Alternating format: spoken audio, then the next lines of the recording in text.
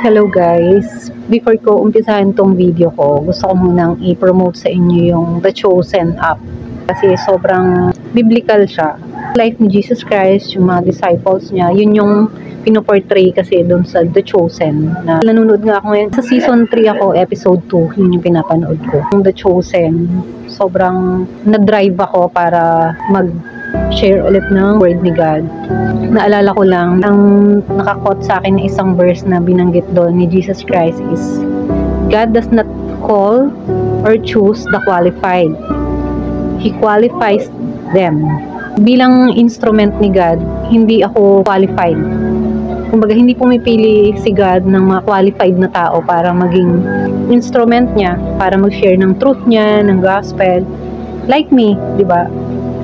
Palagay niyo yung past na life ko, nakikita ko yung sarili ko ngayon na nag-share ng word ni God. Diba, impossible. Kahit ako, sometimes in my life, as a Christian na, talagang sabi ko, I didn't expect, pinangarap, mag-share pala ako ng word ni God. Sobra, I praise God kasi talagang yung word ni God is nabubuhay sa akin. I mean, nangyayari sa life ko.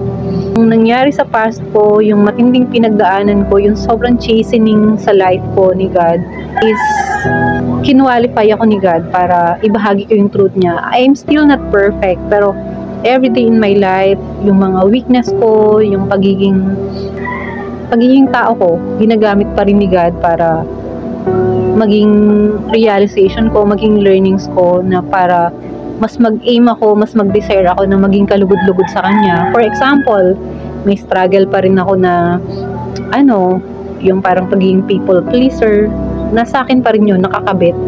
Pero hoping and praying ako na, as I pray nga always, na gawin ni God, pure yung heart ko, linisin niya yung pagkatao ko, kasi ayoko na ipiniplease ko yung mundo. For example nito, yung kunwari mag-upload tayo ng video, ng pictures, diba? Aminin nating lahat. Kahit Christian ka or lalong-lalo sa mga unbelievers, diba? Gusto natin yung ang ganda-ganda natin sa picture, yung parang ang sexy natin, diba? Yun yung mga ina-upload natin, hindi tayo nag-upload ng pangit. Pero to, kagaya nitong video ko, naka-filter ako kasi ang pangit nung itsura pag walang filter, lalo may pimples ako dito. Hindi din maganda yung camera ko. So what's my point? Kaya naman naka-filter ako. Ando doon, pasok pa din siya sa napiplease ng tao, di ba? Kasi pag mukha ka naman dugyot, nag-share ka ng word ni God, palagay mo, papaniwalaan ka, di ba? Yun ng mga mayayaman na nag-share ng word ni God, hindi pinapansin. Lalo siguro kung padugyot-dugyot ka, di ba? So yun yung isang reason ko. Gusto ko lang na, ayaw naman ng mukhang kaawa-awa pag nag-share ako ng word ni God, ganyan. So, kahit ano pang justification ko, at pa rin, nang please pa rin ako ng tao, di ba? So, in short, hindi talaga ako qualified. Talagang si God lang yung nagbibigay ng wisdom sa akin, si God yung nag-i-equip sa akin. Binibigyan ako ni God ng desire to share the truth, to share His word, to share the gospel. And sabi nga din dito sa Chosen na napanood ko, sabi ni Jesus Christ, you are not your old self anymore. You are not your past. Sabi din yun sa Isaiah na, your past cannot define your future. Ito naman sa pag-share ng word ni God. Talagang sabi nga nung asawa ko, okay lang yan, mag-share ka ng word ni God.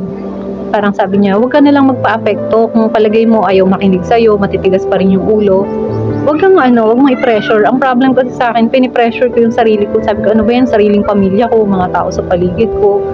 Talagang hindi sila nagbibigay ng time sa word ni God, binabaliwala nila, pinapanindigan nila yung mali nilang pananampalataya. Ako, parang sabi ko, ano ba yan? Nag-share ako in public, tapos yung family ko, yung mismo nasa surrounding ko, walang effect, di ba? Pero pag-aalalahanin ko yung tungkol kay Jesus Christ, kung paano siya magpagaling, paano siya gumawa ng himala, ganyan. Mismo mga kapatid niya, mga kababayan niya, sila pa nga yung hindi naniniwala kahit nakikita na nila yung milagro. So, sabi nga din ni Jesus Christ sa kanyang disipulo, huwag magsayang ng oras sa mga taong ayaw tumanggap sa salita ng Diyos. May sinabi pa siya na kapag daw pumunta yung mga disipulo niya sa isang lugar na hindi nakinig sa salita ng Diyos, ipagpag nila yung kanilang tsinelas, parang ipagpag yung alikabok. alam nyo guys, for me, hindi ko pa lang to ginagawa ng research and maybe kulang yung understanding ko sa verse na yun na kapag may taong hindi tumanggap sa'yo dahil nagbabahagi ka ng salita ng Diyos, ipagpag mo daw yung tsinelas mo. Kunwari pumasok ka sa isang bahay, sa isang bayan, tapos hindi nila ang daming nang bastos sa'yo, di ka pinakinggan, ipagpag mo yung tsinelas mo. For me, scary. I mean, scary to dun sa town or dun sa bahay na nag-reject. Kasi dun palang condemned na sila. Parang for me, it's a warning. Maybe it's a warning na etong parang mark siya. Parang minarkahan mo yung bayan na yun or yung bahay na yun o yung sangkatauhan na yun na they rejected God. Diba? Parang it's something na it's a warning. So, and yun nga isa kong na-learn na huwag magsayang ng oras. So, yung sharing the gospel, the word of God, must continue. Hindi siya mag-stop ka porket di nakinig, stop ka na. So, yun yung ginagawa ko ngayon. So, hindi porket hindi nakikinig yung pamilya ko, yung mga tao sa paligid ko, mag-stop na ako, diba? Kailangan ko mag-continue. Pero syempre, hindi ko naman gagawin sa sarili kong family or sa tao sa paligid ko kung saan lugar ako nandun, kung saan man na magpapagpag ako ng tsinelas. Kasi siguro, maging compassionate na lang ako, huwag na lang ako mang-judge sa kapwa ko. Kasi, maybe yung mga taong, mga unbelievers, yung mga walang relationship kay God, talagang consider ko na lang sila na weak. They are weak in faith.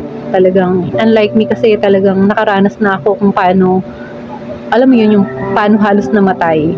Sa sitwasyon ko, sa life ko ngayon, dapat nag-worry ako para sa kids ko kasi nga, wala akong work. And wala na din akong urge magtrabaho. Kung tutuusin na, fully nakadepende na lang ako kay God sa future ko, sa future ng kids ko, sa life namin. Sabi nga din ni Jesus Christ sa kanyang banal na aklat na huwag kang matakot sa kayang pumatay ng katawan, ngunit hindi kayang pumatay ng kaluluwa. Sa Christian, dapat willing kang ma-persecute, willing ka na mag-sacrifice. Kasi nga, hindi naman porket Christian ka, yayaman ka na, ganyan. It's a prosperity gospel. Kung si Jesus Christ nga, ang hirap niya, diba? Yung mga disciple niya, di naman mayayaman yun. So, talagang nakakabulag guys ang pera. Hindi naman dapat tayo magpapaniwala sa prosperity gospel. Yung puro, pag naging Christian ka, yayaman ka, ganyan. Hindi po ganun. Hindi po ganun dapat tingnan yung Christianity. Sabi din ni Pastor Peter Tanchi na a surrendered life produces transformed life. Ibig sabihin, pag talagang totoo na yung faith mo kay God, may magbabago na sa life mo. So, yun lang.